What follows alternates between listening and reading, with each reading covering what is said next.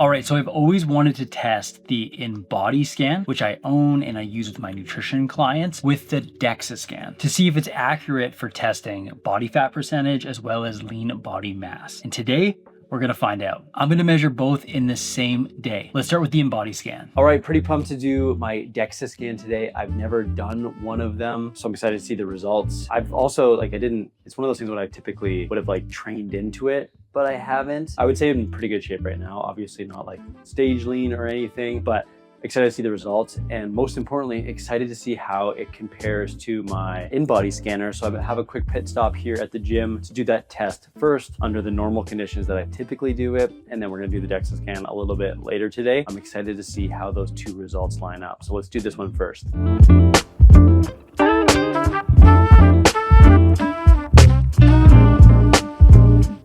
All right, so I just finished up my scan, which takes literally 40 seconds. The information is a little depressing. It's a little bit less, quality good than I thought it was going to be in terms of put me at around 20.3% body fat, and my lean body mass, which last time I did it was 152, it was 149.7. So honestly, within the range of what would be considered the same in some of the accuracy of the machine, but this gives us a good starting point to compare against the DEXA results later today. All right, cool. Hey, it's DEXA time here. We're at the lab about to do the test, and I'm here with my man Dallas. Hello, we're at the University of Saskatchewan. This is gonna be cool because what I'm excited about is actually this moment is a bit full circle. I got the InBody scanner mostly because of Dallas, and he had one, and he invited me to come do this DEXA, and we're gonna compare them. So I'm excited to see the results. Anything you're looking for specifically, Dallas? I want to get the data so I can plan the winter. There we go. We're gonna talk more about that once we get our actual results, but we're heading in now to get it done.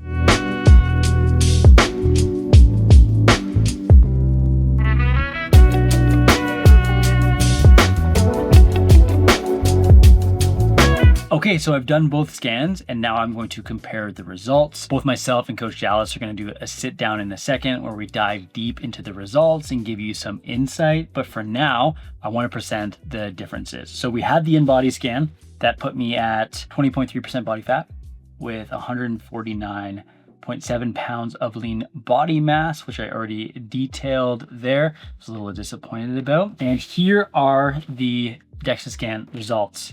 We have a body fat percentage of 17.3%, which is actually lower than the InBody scan.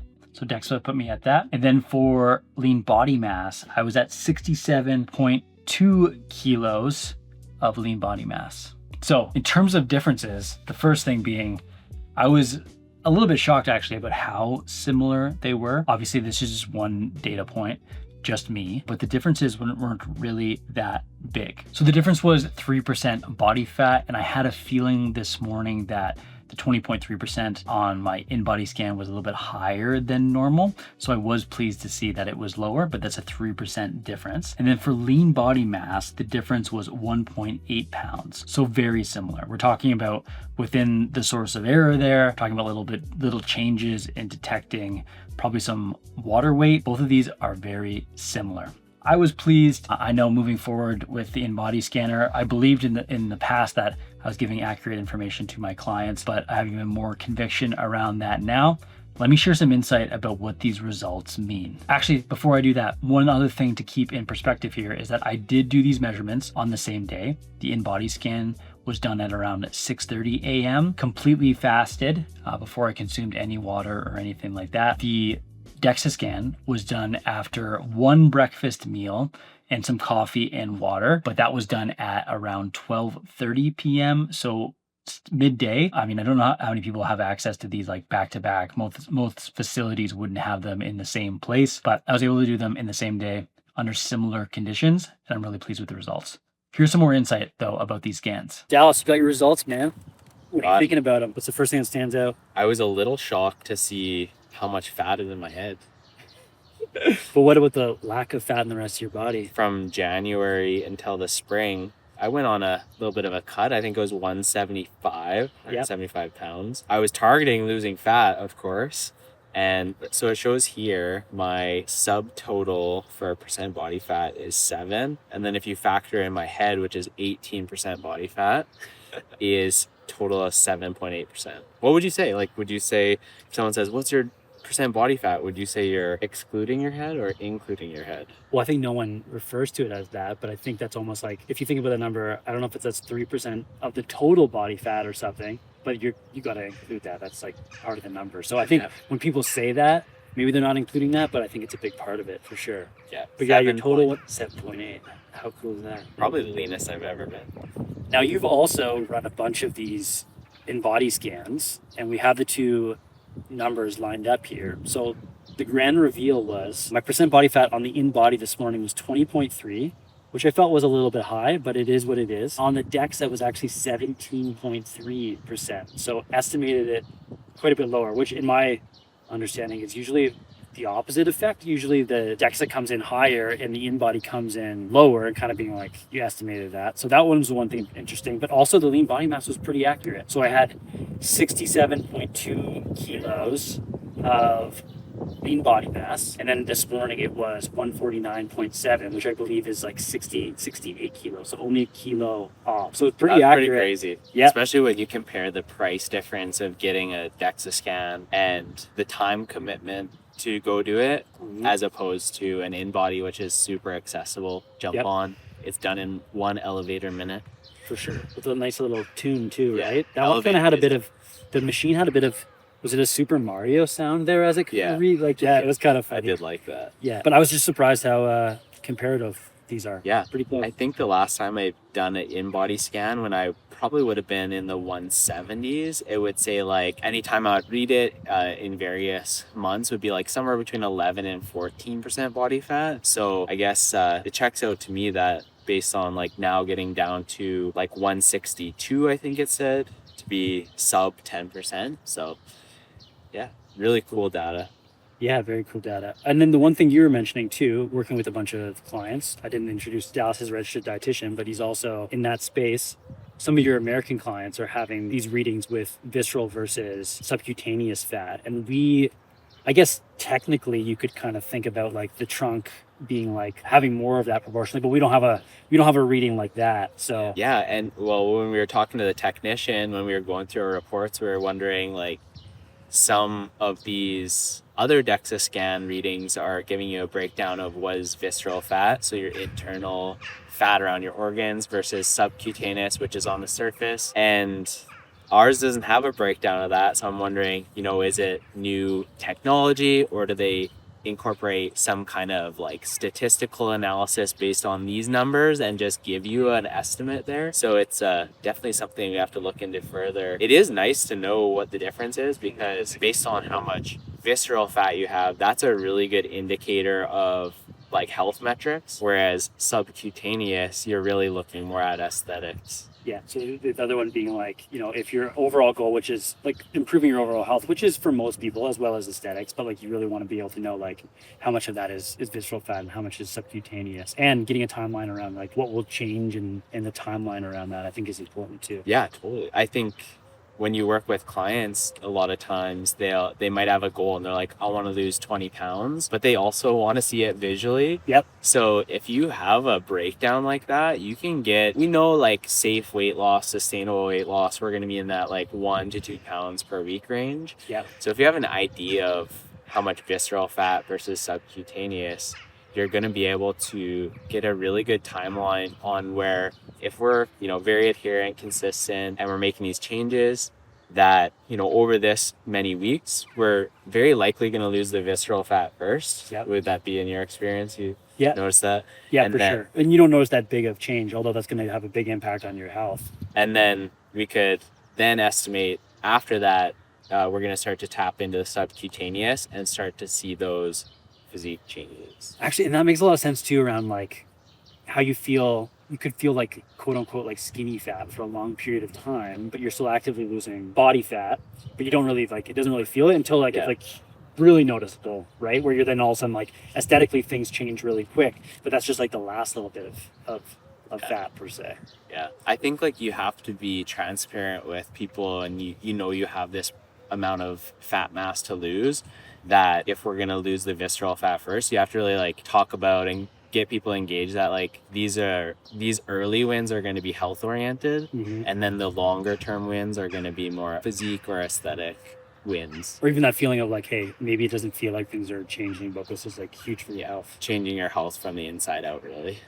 Anything else based on this information, if I was your nutrition client, I should be focusing on or like keying in on? Anything else that you're like, hey, this is cool to know, or focus on this? Yeah, I mean, I think the big thing out of it for me anyways is that when we have a data point like this and we've done a very accurate measure, it's not something you're going to do on a monthly basis to get feedback or get some like progress indicators on, but I think a DEXA is really cool to just start planning like several months out now. Yep. So it's like we're going into fall and winter, which is in my experience like the most routine time in my life.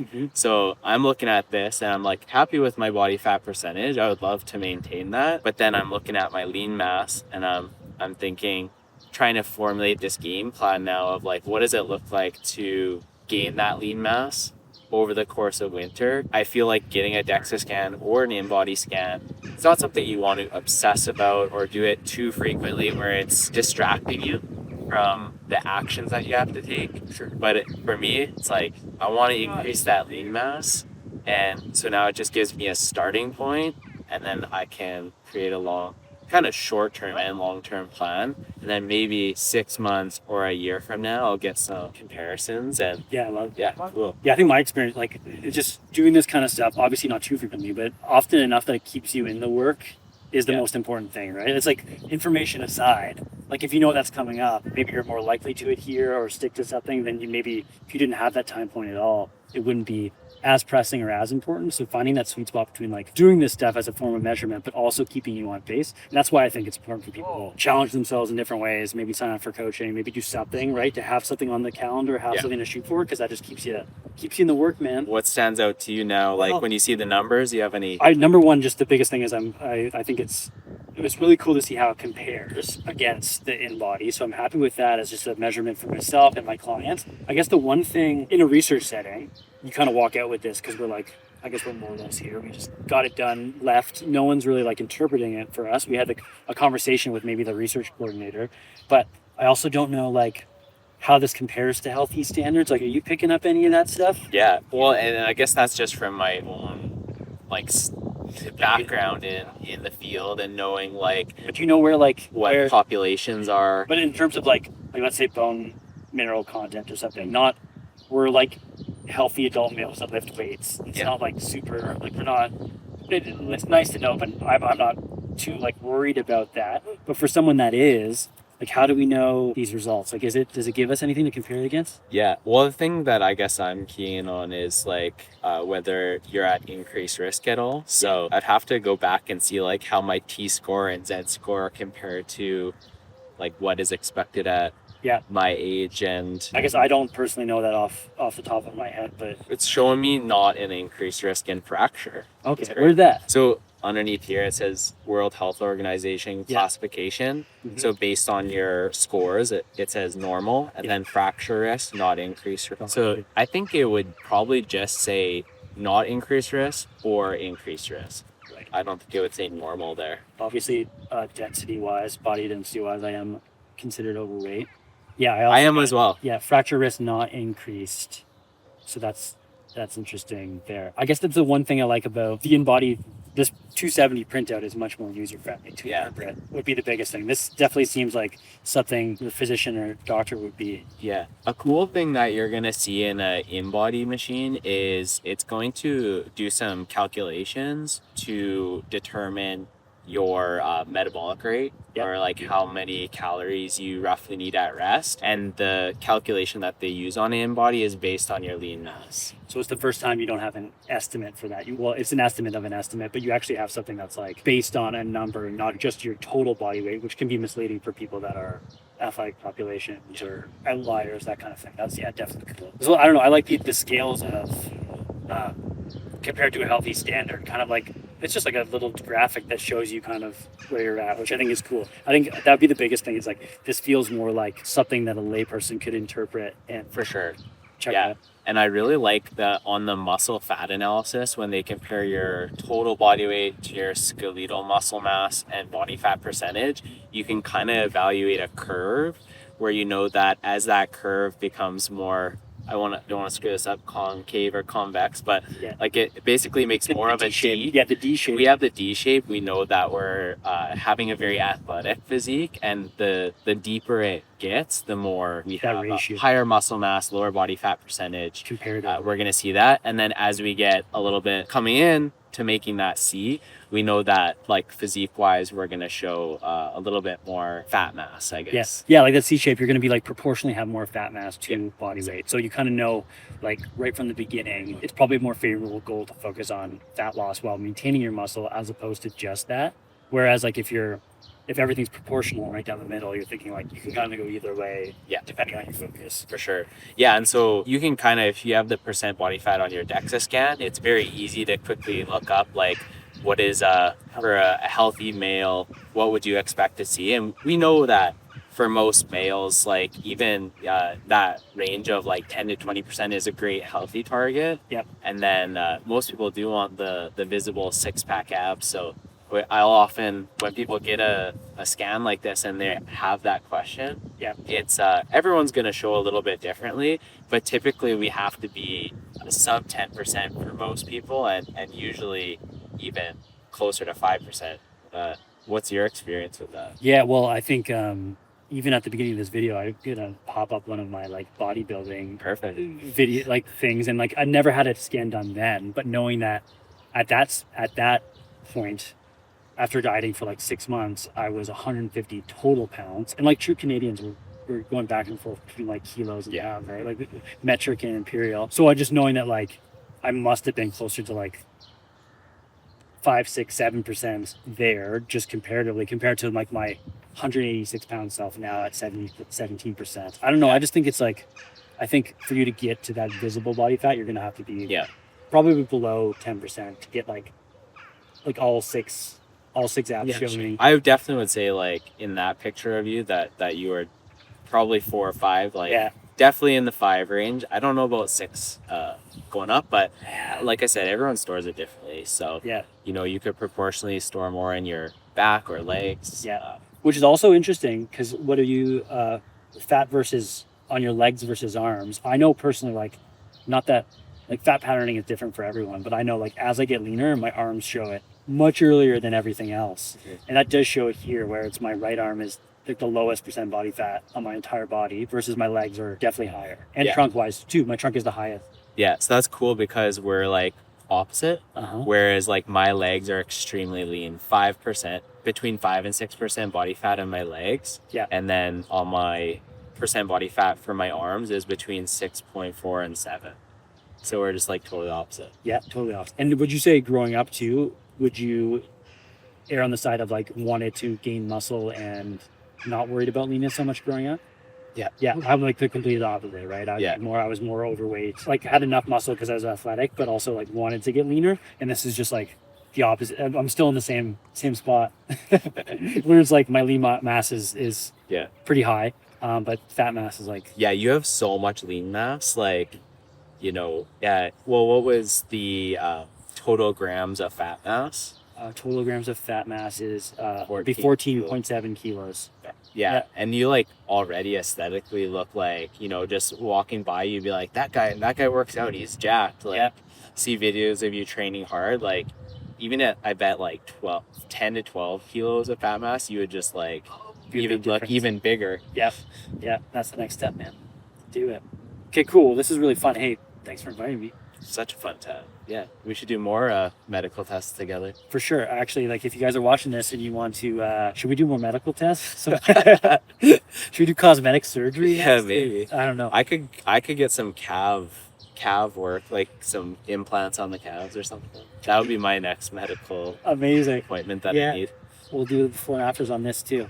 Okay, cool. Well, thanks so much. Yeah, awesome. And that's it, folks. Thanks again to Dallas for setting up the DEXA scan and being the inspiration behind the InBody scans to begin with. It's a useful tool in my business. So thanks to him. And I'm glad you watched this video. Very comparative results. I'm happy with it. The InBody scan is very accessible, a little more inexpensive and easy to use. Anyone can run it. So I'm going to continue to use it in my nutrition coaching practice. With that being said, if you enjoyed this video, you're probably interested about the InBody scanner. I'm going to detail more about that in this video I've linked up right here. These are 5 surprising things an InBody scan can tell you that your bathroom scale cannot. You're going to learn all about that in this video right here. So check it out now, and I'll see you in the next video.